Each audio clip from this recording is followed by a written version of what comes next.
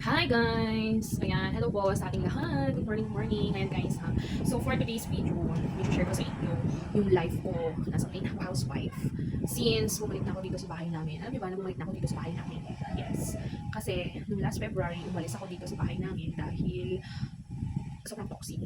Yes, sabihin naman natin lahat naman ng relationships is magkakaroon talaga ng mga ganitong situation na hindi naman natin may iwas.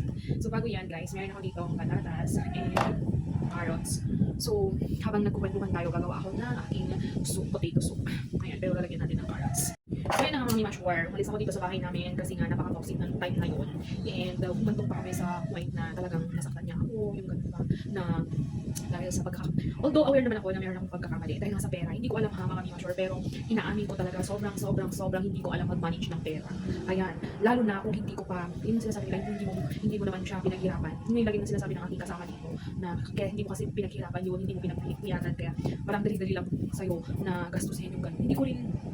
Hindi ko naman masasabi na ugali ko yung mangutang, pero diba, sa ating mga babae naman, kung talagang pinaghahawakan tayo ng pera, talaga naman kung meron tayong mga sapat na hinahawakan na pera, hindi naman siguro tayo hahandong doon sa point na utang yung gano'n. Tsaka, ang taas kasi ng pangarap ko, Beshi.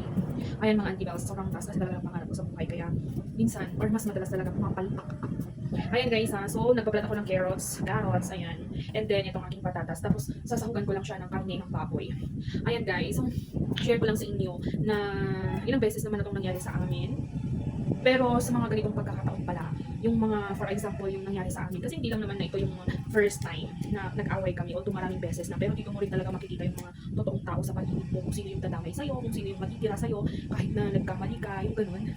Maraming tao rin pala ang darating at meron din yung iiwan ka. So, ayun, sa part ko, masakit. Kasi yung mga taong tawag doon, yung mga taong inaasahan mo na darating sa mga times na ganito na pagsubok, nadadamayan ka, hahaplusin yung likod mo, sasabihin okay lang yan, di ba?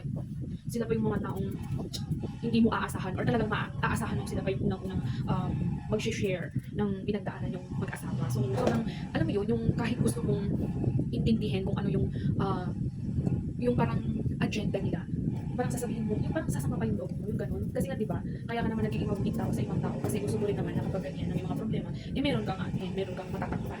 So, alam niyo guys, kung hindi ako nagkakamali, 4 na beses na akong pinalik sa bahay namin doon sa probinsya namin ng asawa ko. Yes, 4 na beses. And yung 4 na beses na rin akong tawag dito, nag-alas sa balutan, kinuha ko lahat ng gamit ko dito sa bahay. So, yun. Hanggang ngayon, hindi ako natututo. Ulit.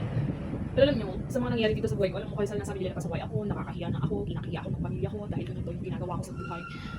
Dito ko talaga nakikita yung mga totoong tao.